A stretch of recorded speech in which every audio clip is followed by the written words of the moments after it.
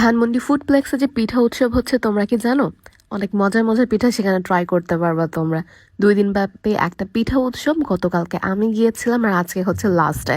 তো তোমরা মিস করতে না চাইলে ঝটপট করে চলে যাও ধানমন্ডি ফুডপ্লেক্সে। তো হঠাৎ করে আমি দেখলাম যে আমার পেজে মানে ইনবক্সে একটা টেক্সট আসছে যে ধানমন্ডি ফুডপ্লেক্সে হচ্ছে পিঠা উৎসব হচ্ছে।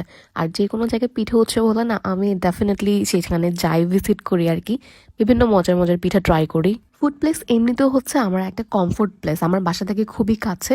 আর এখানে অনেক মজার মজার খাবার পাওয়া যায়। সো যখনই হচ্ছে আমার কিছু খাবারের ক্রেভিংস ওঠে আমি হচ্ছে ডেফিনেটলি এই জায়গাটা ভিজিট করি, যেহেতু আমার বাসার একদমই কাছে।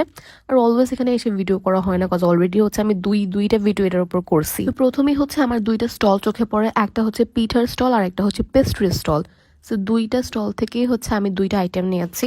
আর আমি যেহেতু ঘুরে ঘুরে বিভিন্ন স্টল থেকে খাবার নিবো, সো আমি অল্প অল্প করে নিচ্ছিলাম। তবে প্রথমেই হচ্ছে আপু বলতেছিল আপনারা একটু ট্রাই করতে পারেন, মানে একটু টেস্ট করে দেখেন কেমন। সো আমি হচ্ছে পাটিসাপটাটা টেস্ট করছি আর এটা অনেক ইয়াম ছিল।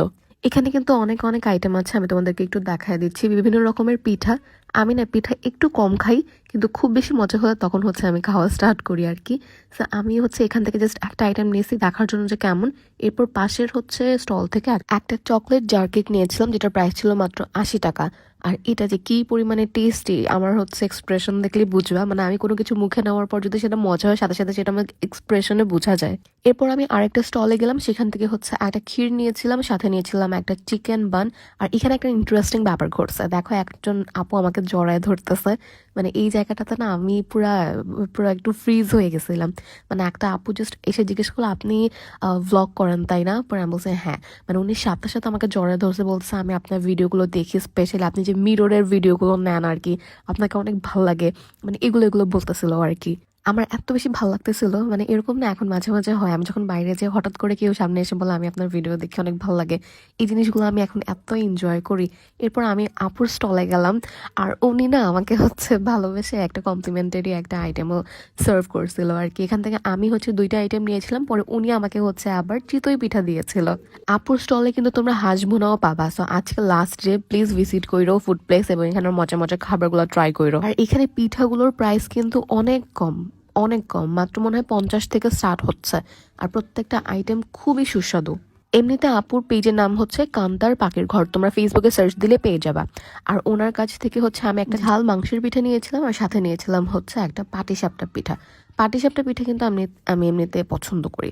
সো পরে ওনাকে আমি বলতেছিলাম যে এই দুইটা আইটেম আমাকে দেন, কজ আমি তো অন্যান্য স্টল থেকে অনেক কিছু নিয়েছি, সো এতগুলো খাওয়া যাবে না। পরে হচ্ছে উনি বলতেছে আচ্ছা ঠিক আছে আপনি যান, আমি হচ্ছে নিয়ে আসতেছি। মানে শি ওয়াজ ভেরি সুইট, আলহামদুলিল্লাহ। এভাবে কিন্তু মানুষ খুব কমই আরেকজনকে অ্যাপ্রিসিয়েট করতে পারে। মানে আমাদের কাউকে ভালো লাগলেও আমরা সহজে এখন ইদানিং বলি না। মানে কিছু কিছু মানুষ আছে না, মুখে বলে, এক্সপ্রেস করে যে হ্যাঁ আপনাকে আমার অনেক ভালো লাগে, বা আপনি যা করতেছেন আপনার কাজগুলো আমরা পছন্দ করতেছি। এই জিনিসটা সবাই করে না, যারা করে আমার মনে হয় তারা খুবই ভালো মনের মানুষ। তো এই হচ্ছে আমার সব খাবার।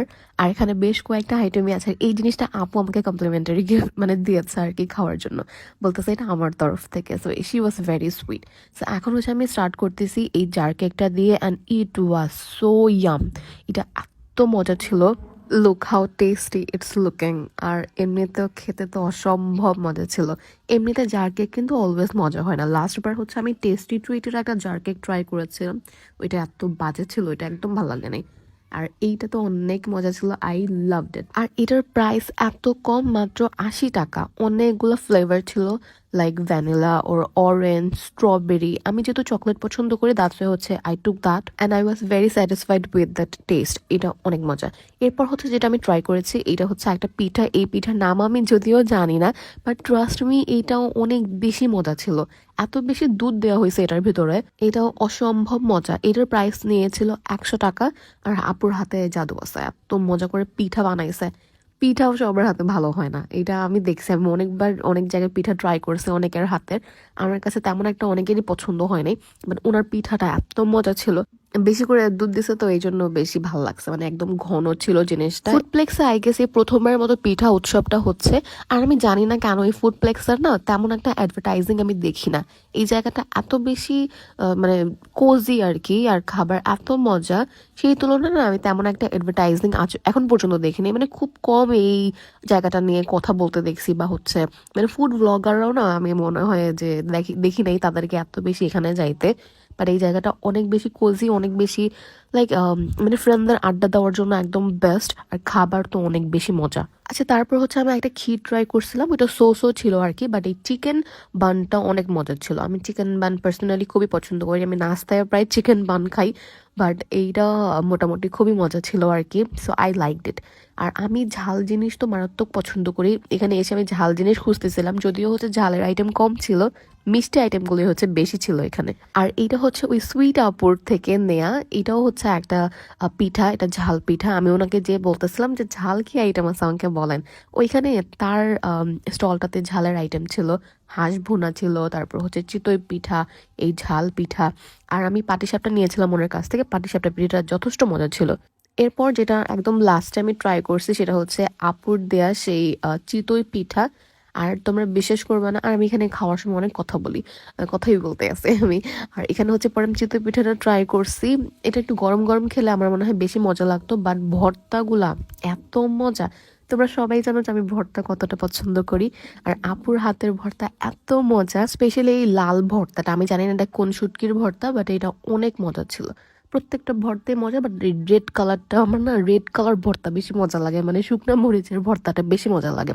সো আপুর এই শুকনা মরিচ দিয়ে বানানো ভর্তাটা বেস্ট হয়েছে। সো যতগুলো আইটেম আমি ট্রাই করেছি প্রত্যেকটাই মজা ছিল। আজকে কিন্তু লাস্ট ডে, সো তোমরা মাস্ট ভিজিট করো প্লেসটা, তোমাদের অনেক ভালো লাগবে। আর আবারও বলতেছি, এই প্রত্যেকটা জিনিসের প্রাইস অনেক বেশি কম, সো একদম হচ্ছে কম টাকা নিয়ে গেলেও তোমরা অনেক কিছু খেতে পারবা। So yeah, that's it for today. এখন হচ্ছে আমি একটু ঘোরাঘুরি করবো, আর এই জায়গাটা মনে হয় 16ই ডিসেম্বরের কারণে এরকম লালা সবুজ বেলুন দিয়ে সাজাইছে। এরপর বের হওয়ার সময় একটা মিরর ভিডিও নিতে নিতে তোমাদেরকে বিদায় জানাইতেছি। So yeah, that's it for today. সবাই অনেক বেশি ভালো থাকো।